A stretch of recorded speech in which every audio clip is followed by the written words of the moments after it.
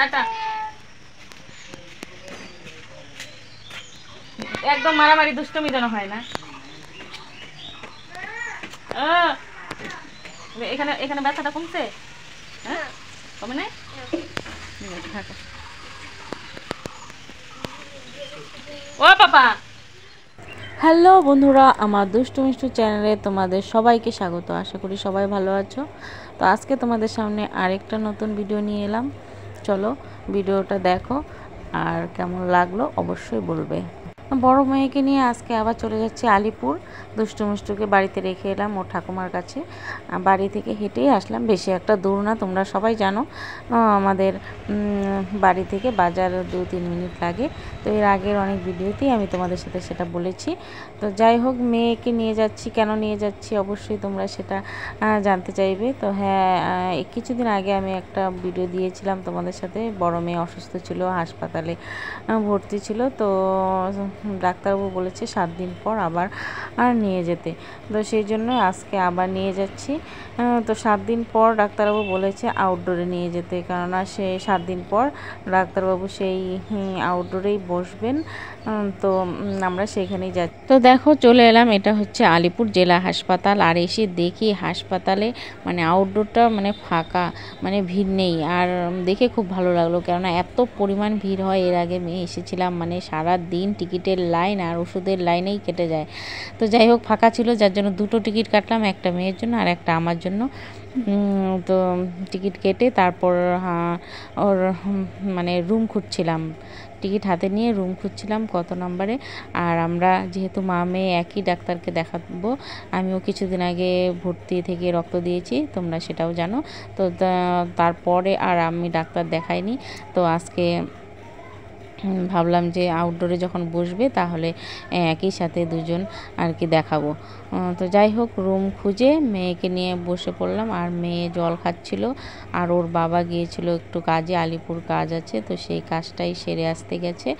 আমাদের বললো তোমরা দেখাও, আর আমি আসছি। তো বসে অপেক্ষায় আছি। তারপর দেখো ডাক্তারবাবু এসে পড়লো, আর আমি দেখাচ্ছিলাম আর ডাক্তারবাবুকে জিজ্ঞাসা করছিলাম যে এর আগে যে টেস্টটা লিখেছিল সেটা কি করাতে হবে কি না। তো ডাক্তারবাবু বললো না, করাতে হবে না, তবে একটা আলট্রাসোনোগ্রাফি করিয়ে নাও। তো আলট্রাসোনোগ্রাফিটা লিখেছে, তো সেটা আজকে হবে না, সেটা হবে মানে 18 দিন পর ডেট দিয়েছে। সরকারিভাবে করলে তো ওদের সময় মতো ডেট দিবে, সেই সময় অনুযায়ী যেতে হবে। তো যাই হোক, আমরা যদি টাকা দিয়ে করাতাম তাহলে মা মেয়ে দুইজনে অনেক টাকা লেগে যেত, প্রায় মানে 8-10 হাজার টাকা লেগে যেত। কেননা এত পরিমাণে পরীক্ষা নিরীক্ষা, মানে প্রাইভেটে দেখাতে গেলে মানে পরীক্ষা নিরীক্ষাটাই আর কি অনেক করতে হয়, আর টাকাটাও অনেক লাগে, তারপর ওষুধ। তো যাই হোক, ভেবেছিলাম যে যদি ভিড় থাকে প্রচুর পরিমাণে, মেয়ের তো শরীর বেশি একটা সুস্থ না, তো যদি ভিড় থাকে তাহলে আমরা প্রাইভেটেই দেখাবো। কিন্তু দেখলাম যে না, ভিড় সেরকম নেই, ফাঁকাই আছে। তো আমি ডাক্তার দেখিয়ে তারপর দেখো আমার ওষুধের লাইনে দাঁড়ালাম, কেননা মেয়ের ওষুধ সব কেনা লিখেছে, মানে কিনতে হবে, হাসপাতালে কোনো ওষুধ নেই। আর আমি ওষুধের লাইনে দাঁড়িয়েছিলাম, আমার জন্য ওষুধ কিছু লিখেছিল সেটা নিলাম, নিয়ে তারপর দেখো প্রচুর খিদে পেট জ্বলছে। তো মা মেয়ে দুজনে বসেছিলাম ওষুধের দোকানে, ওষুধ নিলাম, নেওয়ার পর তারপর ওর বাবা চলে এলো। দেখো আমার জন্য পেয়ারা মাখা আর মেয়ের জন্য আনারস নিয়ে এলো, তো সেটাই খাচ্ছিলাম। তারপর খাওয়া দাওয়া সেরে ওষুধ নিয়ে তারপর চলে এলাম দেখো আলিপুর মেন টাউনে। তো সেখানে আসার পর আমি ভাবলাম যে না, একটা কাপড়ের দোকানে ঢুকলাম, ঢুকে তারপর ওর বাবার জন্য প্যান্ট নেওয়ার ছিল, মানে বাড়িতে পরার হাফ প্যান্ট। তো সেটাই আমি নেওয়ার জন্য ঢুকছিলাম। তো একটা হাফ প্যান্ট নিয়ে নিলাম। আর আমার কে দেখতে পাচ্ছ আমি একটা ওড়না পরেছি, তো সেটা সাদা। তো আমি সেই চুড়িদারের ম্যাচিংয়ে একটা ওড়না নিয়ে নিলাম। তো প্যান্ট আর ওড়না নিয়ে আমরা চলে এলাম খেতে, মানে খুব খিদে পেয়েছে, মেয়ের ওষুধ খেতে হবে দুপুরবেলা। তো আগে খাওয়া দাওয়াটা করে নিলাম, ওর বাবারও খিদে পেয়েছে। তো সবাই মিলে আগে খাওয়া দাওয়াটা সেরে নিলাম, তারপর আর বাড়ি যাব।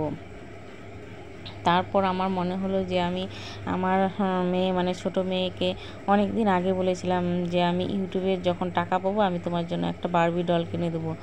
তো সেটা অনেক দিন হয়ে গেল, পেমেন্ট উঠিয়েছি, তো মেয়েকে তো আর পুতুল কিনে দেওয়া হলো না। তো আমাকে বলেই থাকে, মা আমার পুতুল কবে আনবে। তো আজকে সেই মেয়ের মনের ইচ্ছাটা আমি আর কি পূরণ করলাম। তো মেয়ের জন্য এই পুতুলটা কিনলাম, দেখো কেমন হয়েছে অবশ্যই বলবে কমেন্টে। তো পুতুলটা নিয়েছি, আর ছেলের জন্য একটা জলের বোতল নিয়েছি। তো দুজনের দুটো আর কি গিফট। ওরা আমার সাথে ভিডিও বানায় বলে ওদের আবদার এটা, যে আমাকে এটা কিনে দিবে পুতুল। আর ছেলের আবদার নেই, মানে মেয়েরই বেশি আবদার, ছেলের অত আবদার নেই। তো যাই হোক, ছেলের জন্য একটা জলের বোতল নিয়েছি, আর মেয়ের জন্য পুতুলটা নিয়ে তারপর আমরা এখন দেখো বাড়ির দিকে রওনা হচ্ছি। বিকেল হয়ে গেছে, 3টা 4টা বেজে গেছে, বাড়ি যেতে যেতে সন্ধ্যা। তো বন্ধুরা টাটা, বাই বাই।